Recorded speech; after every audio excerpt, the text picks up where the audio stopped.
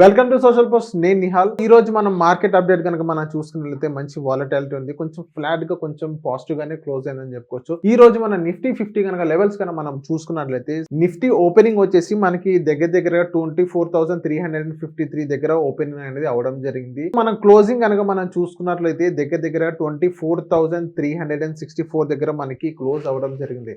అంటే దగ్గర ఒక 11 పాయింట్స్ వరకు మనకు అక్కడ డిఫరెన్స్ అనేది అక్కడ కనిపించింది అనమాట.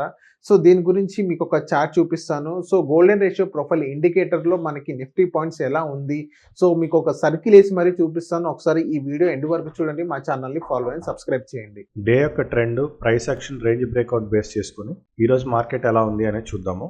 ఈ రోజు మార్కెట్ ట్రెండ్ అనేది మనకి డ్రా చేసుకుంటే ట్రెండ్ అనేది లిటిల్ బిట్ ఇంక్లైన్ లో ఉంది. అంటే మార్కెట్ అనేది మనకి డౌన్ సైడ్ వెళ్ళే పాసిబిలిటీ అనేది ఎక్కువ ఉంటుంది.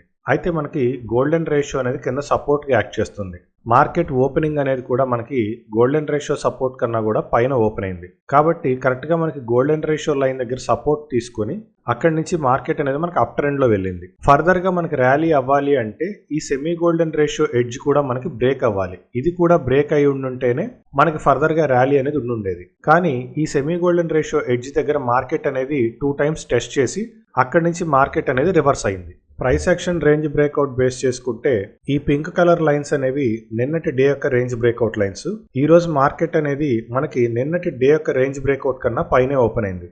ఈ డే యొక్క రేంజ్ బ్రేక్అవుట్ అనేది కరెక్ట్ గా మనకి ఏదైతే ట్రెండ్ సపోర్ట్ ఉందో దానికి దగ్గరగానే నిన్నటి డే యొక్క రేంజ్ బ్రేక్అవుట్ ఉంది. కాబట్టి ప్రైస్ అనేది మనకి చక్కగా ఇక్కడ సపోర్ట్ తీసుకుంది. కాసేపటి తర్వాత మనకి కరెంట్ డే యొక్క రేంజ్ బ్రేక్అవుట్ అనేది ఫామ్ అయింది. ఈ బ్లూ కలర్ లైన్స్ అనేవి మనకి కరెంట్ డే యొక్క day range breakout lines.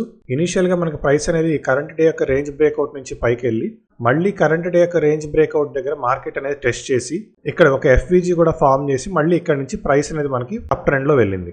Market trend దగ్గర ఎప్పుడైతే 2 టైమ్స్ టెస్ట్ చేసిందో సెకండ్ టైం ఇక్కడ మనకి నెగిటివ్ ఎఫ్విజీ కూడా ఫామ్ అయింది. ఎప్పుడైతే ట్రెండ్ ఎడ్జ్ దగ్గర మనకి నెగిటివ్ ఎఫ్విజీ కూడా ఫామ్ అయిందో అక్కడి నుంచి మార్కెట్ అనేది మనకి కంప్లీట్ డౌన్ ట్రెండ్ లో వచ్చింది. కరెక్ట్ గా మనకి కరెంట్ డే యొక్క ప్రైస్ యాక్షన్, రేంజ్ బ్రేక్అవుట్ దగ్గర మార్కెట్ క్లోజింగ్ అనేది జరిగింది. ఇది ఓవరాల్ గా డే యొక్క trend, price action, range breakout ప్రకారం market analysis. Golden ratio profile hourly analysis లో భాగంగా ఈ రోజు మనకి ఎన్ని బ్రేక్అవుట్ పాయింట్స్ వచ్చాయి, ఆ బ్రేక్అవుట్ పాయింట్స్ దగ్గర మార్కెట్ ఎలా నడిచింది అనేది చూద్దాము.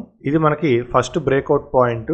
అయితే ఈ బ్రేక్అవుట్ పాయింట్ కన్నా ముందే మనకి ఎఫ్విజీ కూడా ఫామ్ చేసింది. అంటే ఈ బ్రేక్అవుట్ పాయింట్ దగ్గర మనకి సాలిడ్ గా ప్రైస్ అనేది పైకి వెళ్ళే అవకాశం ఉంది అనేది ఈ ఎఫ్విజీ కన్ఫర్మ్ చేస్తుంది. సో ఈ బ్రేక్అవుట్ పాయింట్ దగ్గర నుంచి మార్కెట్ అనేది మనకి కంప్లీట్ అప్ ట్రెండ్ లో వెళ్ళింది. ఇది మనకి సెకండ్ బ్రేక్అవుట్ పాయింట్. ఇక్కడ ప్రైస్ అనేది మనకి సిపిఆర్ ని బ్రేక్ చేసి పైకి వెళ్తుంది.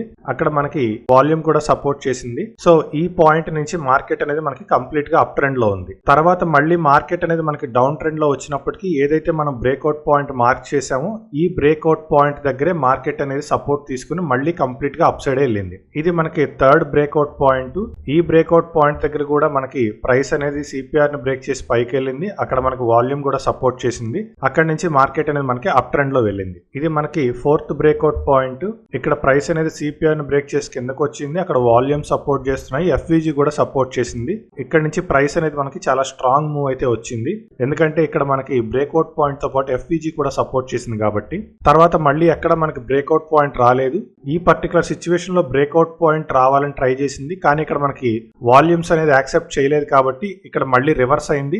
ఆ రివర్సల్ నుంచి కూడా మనకి స్ట్రాంగ్ డౌన్ మూవ్ అనేది వచ్చింది. సో ఇది ఇవాళ ఓవరాల్ గా గోల్డెన్ రేషియో ప్రొఫైల్ యొక్క day analysis and hourly analysis. So చూశారు కదా, ఇది గోల్డెన్ రేషియో ప్రొఫైల్ లో ఎలా కనిపిస్తుందో మీకు ఒకసారి క్లియర్ గా అర్థమైందని నేను అనుకుంటున్నాను. సో మీకు గోల్డెన్ రేషియో ప్రొఫైల్ గురించి ఇంకా మీకు డీటెయిల్ గా కావాలంటే స్క్రీన్ పైన కనిపిస్తున్న నెంబర్ కి కాల్ చేయండి, లేకపోతే మాకు ఒకసారి డిఎం చేయండి. Thank you.